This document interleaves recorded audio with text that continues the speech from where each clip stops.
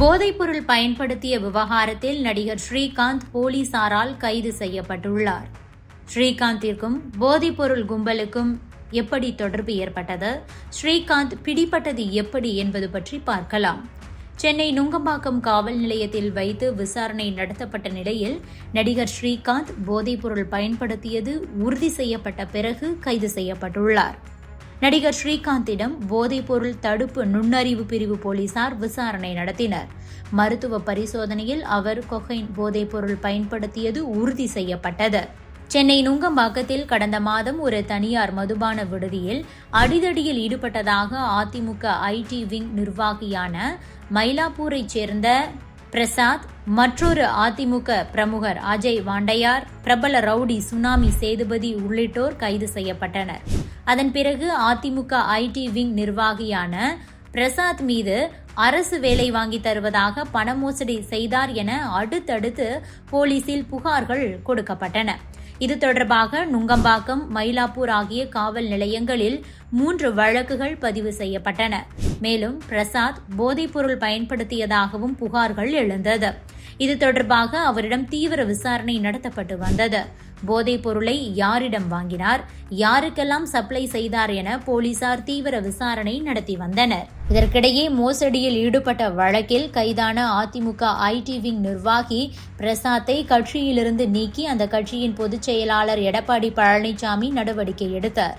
இந்த நிலையில் அதிமுக முன்னாள் நிர்வாகி பிரசாத் மற்றும் கொகைன் சப்ளை வழக்கில் கைதான பிரதீப் குமார் ஆகியோரிடம் விசாரணை நடத்தியதில் நடிகர் ஸ்ரீகாந்துக்கு போதைப் பொருளை சப்ளை செய்ததாக போலீஸ் விசாரணையில் தெரிவிக்கப்பட்டிருக்கிறது. இதனைத் தொடர்ந்துதான் நடிகர் ஸ்ரீகாந்திடம் சென்னை போதைப் பொருள் தடுப்பு நுண்ணறிவு பிரிவு போலீசார் விசாரணை நடத்தினர்.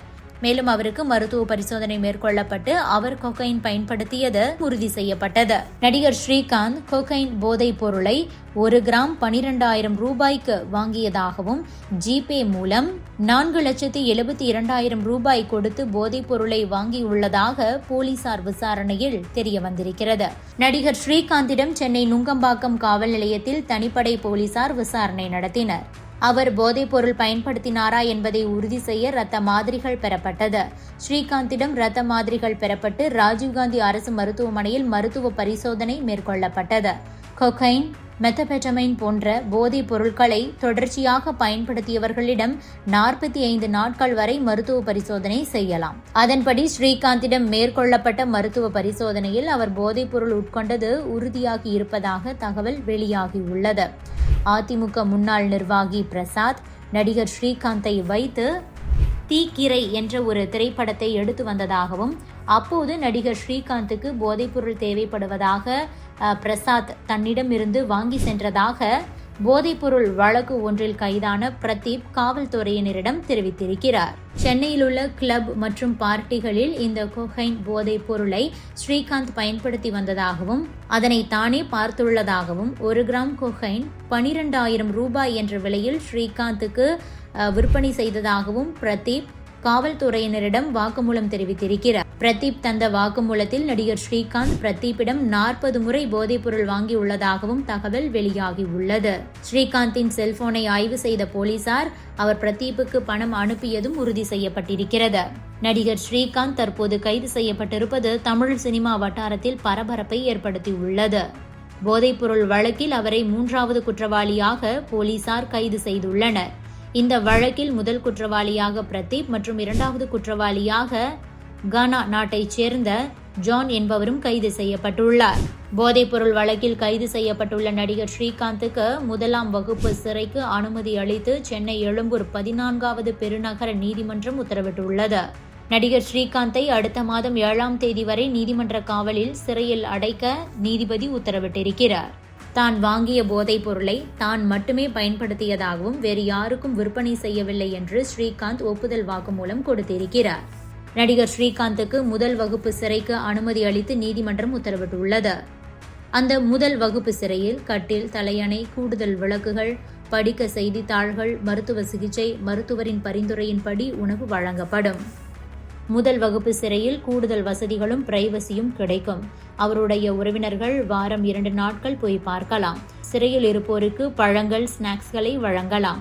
முதல் வகுப்பு சிறைவாசிகளுக்கு ஞாயிறு, செவ்வாய், வியாழன் ஆகிய நாட்களில் கோழி இறைச்சி உணவு வழங்கப்படும். முதல் வகுப்பு சிறைவாசிகளுக்கு ஒரு நாள் உணவுக்கு ₹146.44 இருந்தது. தற்போது அது ₹207.89 உணவிற்கு செலவிடப்படுகிறது. அதிமுக நிர்வாகி பிரசாத்தை பொறுத்தவரையில் ஏற்கனவே அவரது மீது பல வழக்குகள் உள்ளன. தற்போது இந்த வழக்கில் கைதான அவரிடமிருந்து போன் ஆதாரங்களின்படி அவர் போதைப்பொருள் விற்றதாக கூறப்படுகிறது. முக்கியமாக பிரசாத் போதைப்பொருள் பயன்படுத்தியதாகவும் புகார்கள் இருக்கிறது. அவர் சென்னையில் ஒரு போதைப்பொருள் டீலர் போல செயல்பட்டு வந்திருக்கிறார். அவர் யாரிடம் போதைப்பொருளை வாங்கினார், யாருக்கு விநியோகம் செய்தார் என்பது குறித்து காவல்துறையினர் விசாரணை மேற்கொண்டனர்.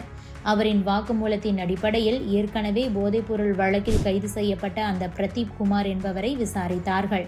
அந்த பிரதீப் குமார் மூலமாகத்தான் ஸ்ரீகாந்த் போதைப்பொருள் வாங்கியது தெரிய வந்திருக்கிறது. கிட்டத்தட்ட இவர்கள் கொக்கைன் டீலர்களாக செயல்பட்டு வந்துள்ளது விசாரணையில் தெரிய வந்திருக்கிறது. இவர்களிடம் பல நடிகர்கள், நடிகைகள் போதைப்பொருள் வாங்கி இருக்கலாம் என கூறப்படுகிறது. கைது செய்யப்பட்ட அதிமுக தகவல் தொழில்நுட்ப அணி நிர்வாகி பிரசாத் அதிமுகவிலிருந்து நீக்கப்பட்டிருக்கிறார். அவர் தன்னுடைய எக்ஸ் பக்கத்தில் சே நோ டு ட்ரக்ஸ் என்று தன்னுடைய ப்ரொஃபைல் பக்கத்தை வைத்துக்கொண்டு அவரே ஒரு போதைப்பொருள் விற்பவராகத்தான் இருந்திருக்கிறார் என்பது தற்போது விமர்சனங்களை ஏற்படுத்தி வருகிறது. Subscribe to One India and never miss an update.